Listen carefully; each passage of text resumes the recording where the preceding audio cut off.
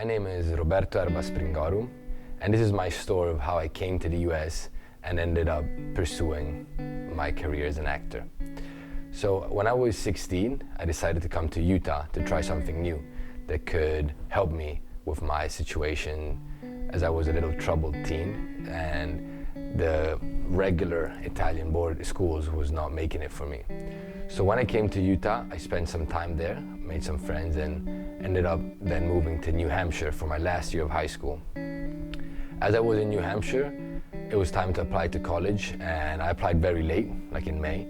So I ended up looking at some schools very rushed, and Endicott was an option. I didn't really know what I wanted to do or where I wanted to go, but someone suggested me this school as I didn't have much hopes where to get in with my grades and what so not. So I came and toured the campus, I found it beautiful, and when I applied, they ended up giving me a part-time scholarship as a foreign student, and at the time they won the championship of soccer.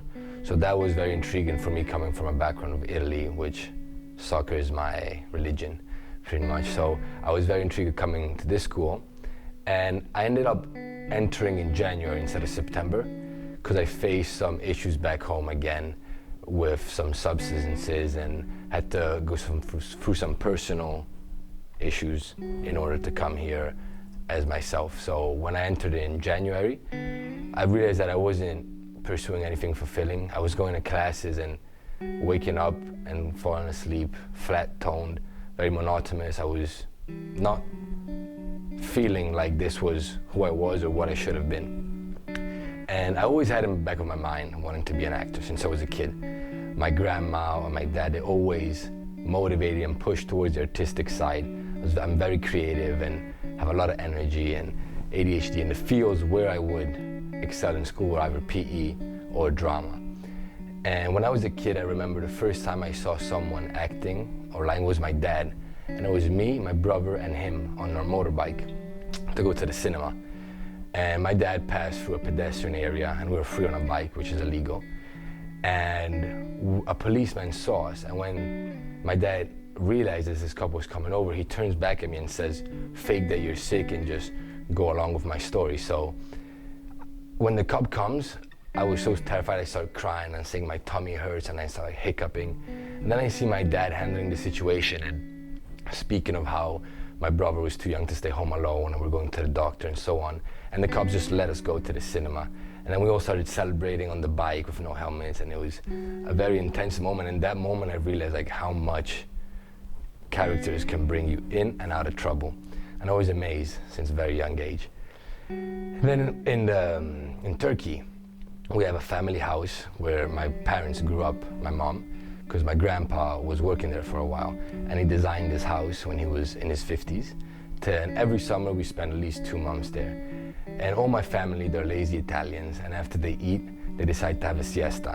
And me and my brother, we couldn't ever fall asleep at 4 o'clock in the afternoon. We had too much energy. And my grandma would complain that it was too hot to go and play in the seaside because we would fish for crabs or hunt and just be kids downstairs in the ocean. So she would keep us indoors, trying to make us fall asleep with stories or songs, but we could never fall asleep. So she decided to make us act Shakespeare. And she would read these sonnets as me and my brother would interpret characters and most of the time fight for who was who. And it would last from 4 o'clock till 7, just to give my family some rest to sleep. And when they would wake up and it was dinner time, there's this staircase that is facing the inwards of the living room, and we would come down from our rooms and act it out, and my whole family would be joyful and cheering us on. And I remember the high I would get off the performing, off of being in the front of stage. And that when like my passion started, very young, like 5 years old. And then throughout my whole life, I incorporated, because the monotony of school was very hard for me and boring. I have a lot of energy and ADHD, and I couldn't focus in class, so I'd rather break the monotony with some fun and some joy and be like the class clown. And that's where one of my characters that I ended up becoming incorporated.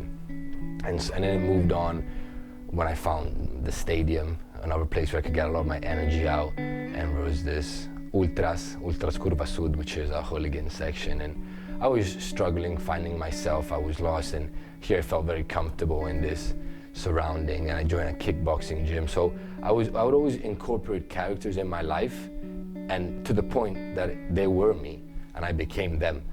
And it was very dangerous because that combined with drugs and alcohol at a very young age made me derail a lot. I ended up getting expelled by many schools, suspended, I don't even know how many times, internally and externally, and got in much trouble with the law. And that's when I was sent to Utah. I came and I went initially to a wilderness program in Utah for 10 weeks without knowing how much I was going to stay there, with a backpack. Everything I had was on my shoulders, and we would hike every day, no technology, poop like in a hole that we had to take, no showers. I didn't shower for 10 weeks, and it was very gross. Learn how to do fire with a stick, some stones, and a rope and a bow. And there I worked on myself and discovered a lot of my inner demons and so on. And from then, I've just kept evolving and blossoming thanks to the support and structure they have in Utah and all the therapy I went through. When I moved to Boston and I came to college, I'm a very social and extroverted person, and I was planning on making a lot of friends and getting comfortable, but since I got expelled and moved so many times schools, I got comfortable with making new friends and very good at it. I could be placed in a social situation, and within a couple of weeks I was part of the group. When I came to America though, in Boston, the college, I was sober, and the main way of mingling within males in America is partying, drinking, and a lot of alcohol. And it was hard for me, I have to admit, to connect with a lot of Americans at first, and I was filled with anger and inner struggles at the time, because on one side I wanted to party, or not be my old self, but in a way I missed myself or who I was, and just get involved in these groups of people. And in one way I hated the whole environment I was in and didn't feel at home. I was just lost in a cloud. And then when I came, I saw some international students, and they were Spanish, and they were at the orientation with me, and I instantly recognized them, and they were from Spain, and they recognized me, and they already had a friend group of 10 people, and they asked me, why don't you come along with us, and we introduced you to all of us. And from then they became my best friend here in college.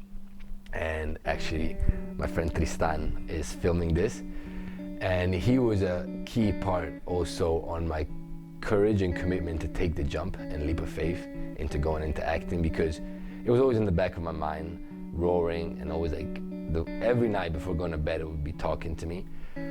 But it's once I started talking to Tristan is when I really committed and knew this is what I wanted to do.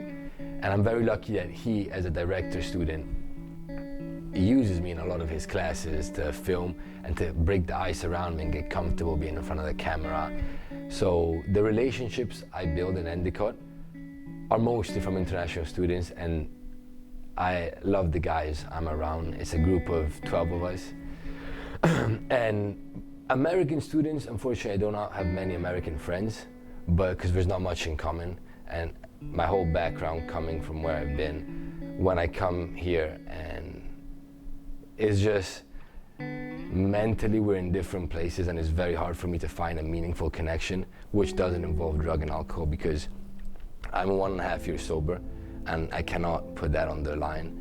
I'll lose everything I have if I start drinking. So the reason why I became so good friends with my Spanish friend group, is because they understood from the beginning what I've went through, and not to force me, or that I could just be myself around them. And since then we've mingled, and Boston ended up being a blessing in disguise socially, because I never found true love. I always had a lot of fun and enjoyed myself, but I never found the one that blew me out of my feet and it just made me fall completely head over heel in love.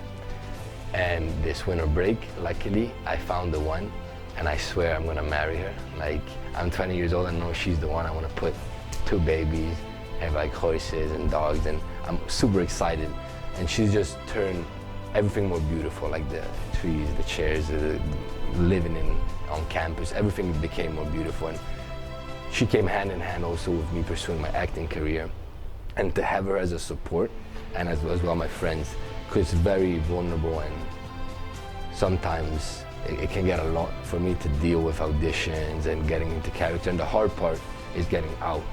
Like I can always go into character and give my 100%, but then I feel I enter a cloud of confusion because all these emotions that come out for 30 seconds, 1 minute, and then I have to completely change character and take on different emotions, then they're like on my neck strangling me.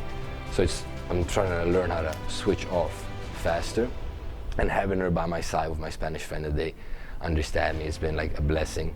I don't know if I could, of course I would keep going into acting, but it would be at a different frequency and a lot more intense and dragging maybe. Then it's so uplifting with her and my friends, like uplifting. It's an excitement. I always come back and tell them how it went, how it did go, and how they made me feel during the audition, and when it went good or even when it went bad. And that's something that really helps me out. And action.